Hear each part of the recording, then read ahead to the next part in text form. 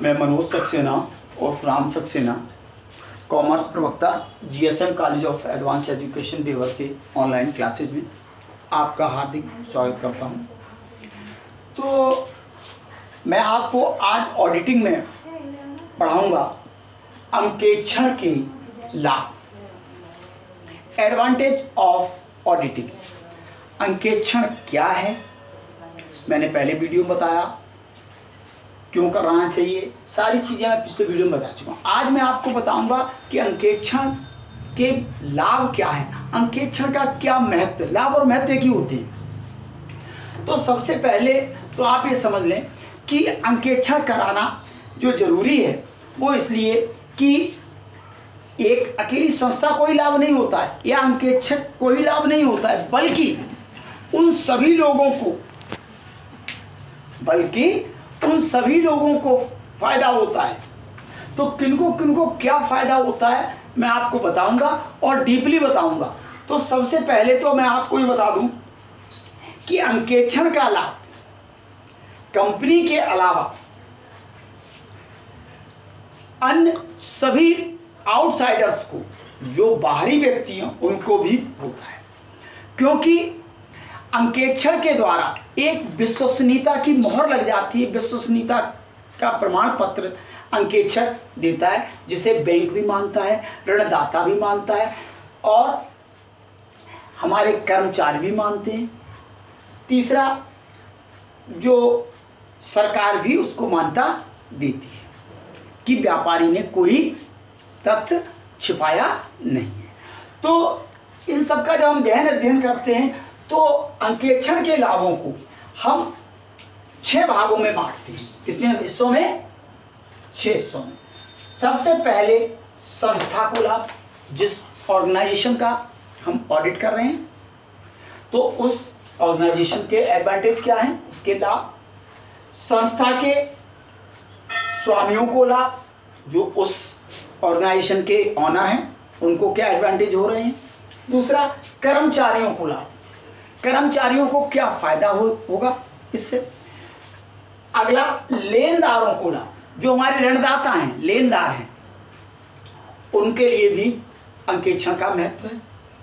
विश्लेषणकर्ताओं को लाभ, विश्लेषणकर्ता जो हमारे होते हैं, एनालिसिस करते हैं हमारी उसको बैलेंस शीट को या हमारे व्यापार को, उनको भी लाभ होता है।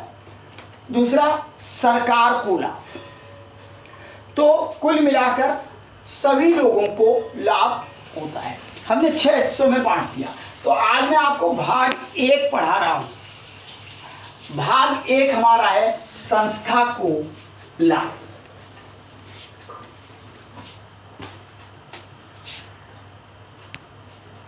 अंकेक्षण के लाभ, और इसमें सबसे पहला हमारा भाग एक कौन सा आया? संस्था को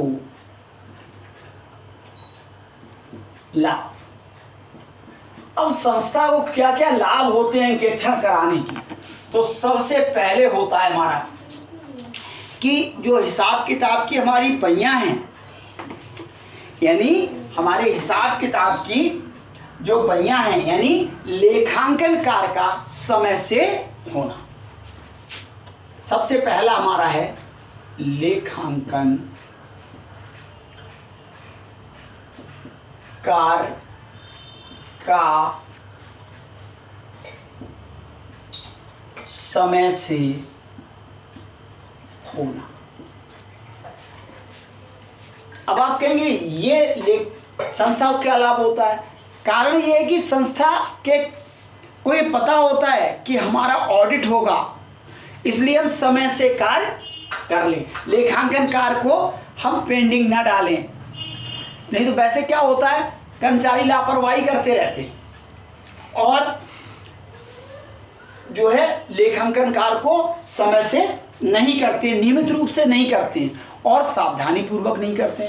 तो इससे क्या है, लेखांकन का कार्य समय से होता है और सही होता है। दूसरा हमारा है अशुद्धि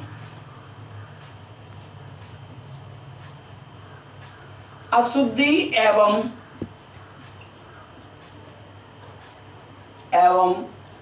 छल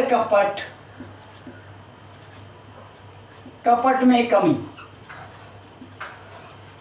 छल कपट में कमी। अंकेक्षण के द्वारा हमारे खातों में अशुद्धियां बहुत कम होती हैं, क्योंकि और छल कपट की संभावना बहुत कम होती है।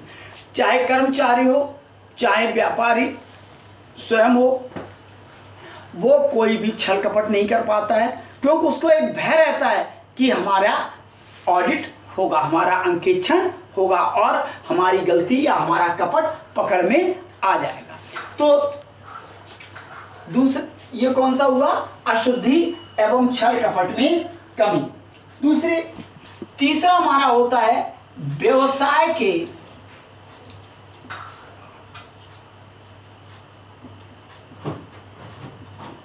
लाभ हानि का सही ज्ञान। तो व्यवसाय के लाभ हानि का सही ज्ञान होता है।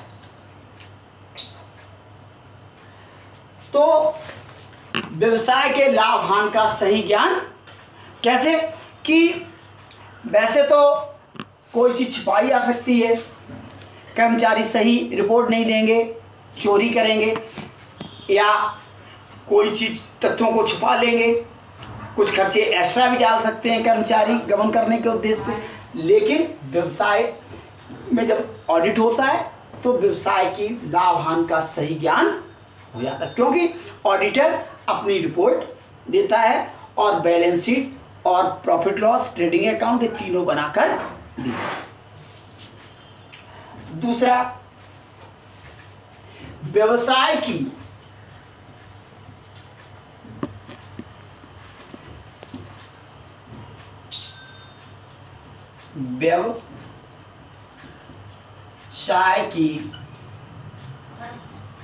आर्थिक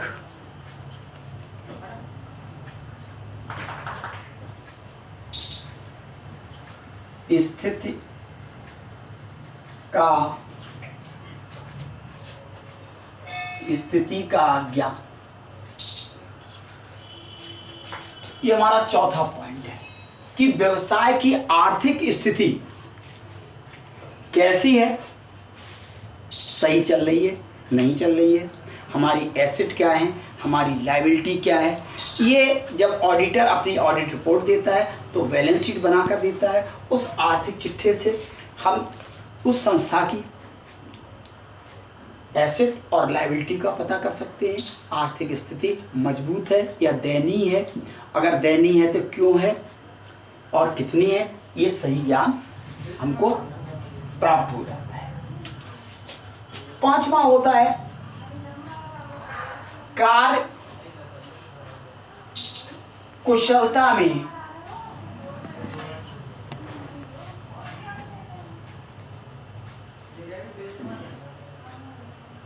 वृद्धि। तो सबसे ज्यादा होती है कार्य कुशलता में वृद्धि, क्योंकि जो कर्मचारी या व्यापारी है उसको ऑडिट का भय रहता है, इसलिए वो कार्य के प्रति लगातार संलग्न रहता है, तो उसके कार्य कुशलता में वृद्धि भी होती है। ठीक है। छठा है वित्तीय संस्थाओं से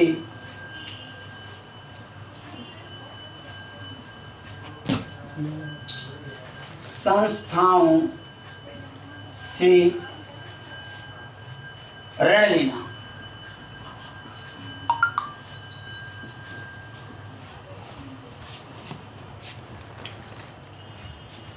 अंकेक्षण का सबसे बड़ा लाभ ये होता है कि वो संस्था किन्हीं वित्तीय संस्थाओं से, बैंक से, देसी बैंकर से, सहकारी बैंक से, व्यापारिक बैंक से या किन्हीं व्यापारिक संस्थाओं से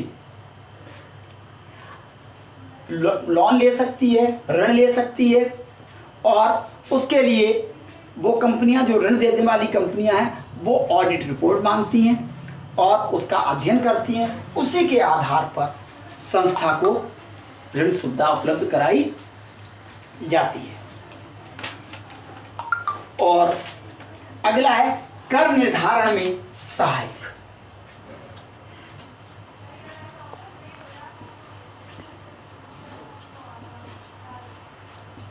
कर निर्धारण में सहायक। तो संस्था को ये भी लाभ होता है कि हमें कितना उस पर वो देना है,